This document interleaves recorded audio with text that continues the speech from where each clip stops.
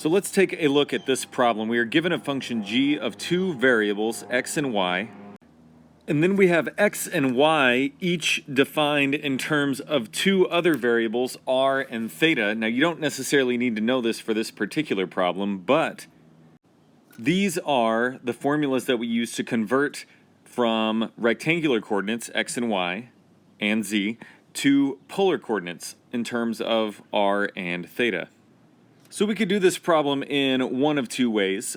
We could plug in these formulas for x and y and get an expression for g in terms of r and theta, and then compute partial g, partial theta that way. That's a completely legitimate way to do it. However, the way that I'm going to do it is going to involve a key concept that we've been talking about in this unit of the course called the multivariable chain rule. So we're going to start off by making a diagram that shows how all of the variables in this problem depend on each other. So we have g, okay, which depends on x and y. And of course, each of x and y depend on r and theta. So x depends on r and theta, and y depends on both r and theta. And so here we're specifically asked about the rate of change of g with respect to theta. So let's see, using this diagram, how many different ways we can get from g to theta. So we can factor through y and get to theta, and then we can also factor through x and get to theta. This is a useful exercise, I promise. This is not just fun drawing diagrams, because each of these correspondences, each of these paths that we've identified, corresponds to a relevant rate of change in the multivariable chain rule.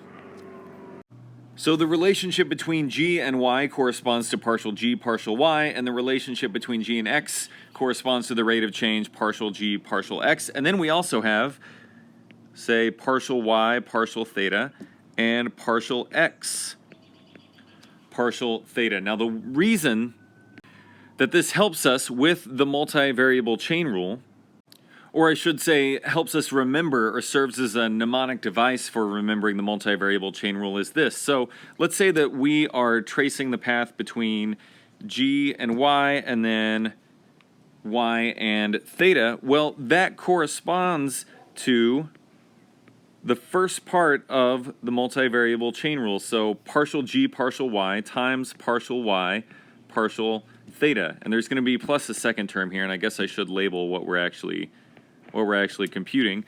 There we go. Okay, now the second leg, okay, the second path that we identified goes through x here. Okay, and the rates of change that we pass along the way are partial g, partial x, and partial x, partial theta. I'm not going to explain where this comes from in this video. We dedicate several videos to deriving this formula and where it comes from earlier in the course, which is to say, if you are interested in remembering or reviewing that or watching it for the first time, just go back and find the video in which we first discussed the multivariable chain rule. But anyways, what we have done now is we have expressed a more complicated partial derivative, partial g, partial theta, in terms of partial derivatives that are relatively easy to compute based on the information that we already have. So this just gives us, this is an ingredients list. We have the recipe, we have the ingredients list, we just need to plug everything in now. So let's first take a look at partial g, partial y. I think it might be helpful if we rewrite the formula for the function here as x plus y squared to the minus 1. So partial g, partial y, then we bring down the minus 1, so derivative of the outside function with the inside unchanged. Now we multiply by the derivative of the inside function with respect to y, which is just 2y. Okay, so this is partial g, partial y. Okay, while we're at it, let's go ahead and do partial g, partial x, because we can use the same rewriting of the function. So partial g, partial x, we are going to rewrite. So the first part is going to be exactly the same, right? It's going to be derivative of the outside function with the inside unchanged. And then what's going to change is Now we're multiplying by the derivative of the inside function with respect to x, which is just 1. So this is partial g partial x, which goes, let's see, which goes right here. There are enough arrows on this screen now that it looks like a roadmap, but I think it's still comprehensible, mostly anyways. So now let's take a look at partial y partial theta and partial x partial theta. I need to buy myself some room here. Okay, so let's take a look at partial y partial theta. Okay, and here's our conversion formula right here. So r is a constant attached to a term that has a variable in it. So the r transfers, and the derivative of sine theta is cosine theta.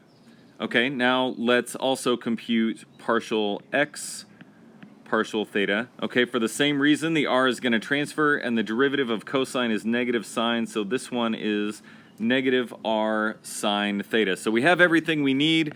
Let's plug everything in. So partial g partial theta is equal to, let's see, negative 1 x plus y squared to the minus 2 times 2y times partial y partial theta, so that is just r cosine theta, okay, plus partial g partial x, which was negative 1 times x plus y squared to the minus 2 times partial x partial theta, so minus r sine theta. So when you're done plugging everything in, this is what you should get, and we're not quite done yet. We have a convention in multivariable calculus that we always express these kinds of derivatives in terms of, say, r and theta. So whenever you're doing a multivariable chain rule problem, you should always express the resulting derivative, if needed, in terms of the set of variables of interest, and in this case that is r and theta. We have a mixture, as you can see here, of x's and y's and r's and thetas, and we essentially just all agree, like, hey, let's be consistent one way or the other. Let's express them all in terms of r and theta, which honestly makes a lot of sense because we're taking the derivative with respect to theta to begin with. Okay. So I don't want to spend a whole lot of undue time in this video focusing on algebraic manipulations. This is multivariable calculus after all, so most of these videos, it seems like, should mostly, although perhaps not exclusively, concentrate on multivariable calculus. So I've done some algebraic manipulations here. Really, the only substitutions we need to make are for this y right here, this x, and this y. So I'm going to plug in r sine theta for y and r cosine theta for x. Now, normally I might advocate for simplifying this further. Essentially, all I did was plug in r sine theta and r cosine theta for y and x respectively, but honestly, I don't think it gets much simpler. It does get a little bit simpler than what we're looking at, but it doesn't get much simpler. And anyways, at this point now we can introduce a part of the problem that I have been ignoring up until this point, which is, what is the partial derivative of g with respect to theta at the specific point where r is equal to root 2 over 2. Remember, this is in polar coordinates, and theta is equal to pi over 4. I should also note that this is also one of the reasons why we have the convention where we give partial derivatives like this in terms of r and theta, is that if we still had an expression in terms of x and y, we still would have had more work to do to be able to plug in these values, root 2 over 2 and pi over 4. But anyways, you can see that that's exactly what I've done here. Okay, just everywhere that we see r, plug in 2 root 2, and everywhere we see theta, plug in pi over 4. And I am going to save us some time here and note that when all of this simplifies, believe it or not, it simplifies down to negative 1/6.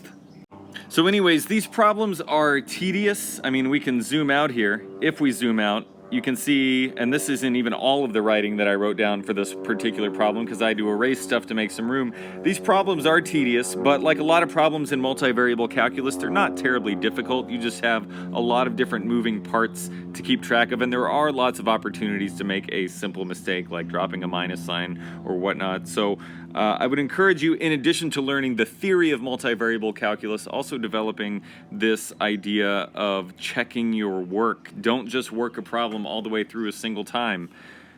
Go through each of your problems multiple times with a fresh set of eyes. That's a very important for getting problems like this right. Anyways, I hope this video was useful. I will see you in the next one.